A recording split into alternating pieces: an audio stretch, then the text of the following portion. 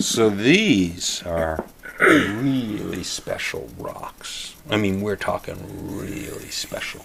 All right?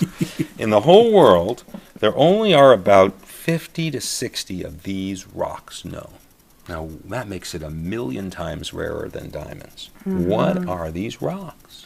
These rocks are little pieces of Mars, the planet. Wow. Okay? That's more valuable than a diamond. You asked me. Much more valuable than a diamond. And you can hold them. Pieces of Mars. How do they find pieces of Mars? Well, first thing that has to happen is an asteroid has to hit Mars. Then the next thing that has to happen is rocks from the Martian surface have to be thrown into space because the asteroid hits it so hard.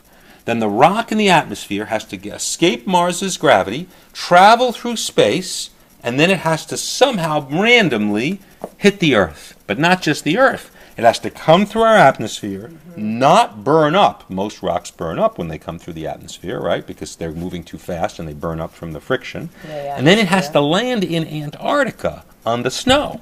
And then people have to be walking around Antarctica and see a rock and go, well, there's no rocks on the snow, so it must have come from space. They got to pick it up, then they got to take it back to a laboratory, and they got to put it under a special kind of machine called a spectroscope. And they've got to basically figure out the chemical signature of the rock.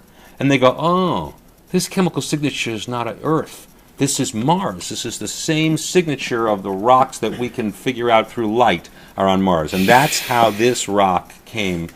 And then they got to decide to sell it, okay? And then they got to find somebody willing to buy it, okay? And then it's got to get here.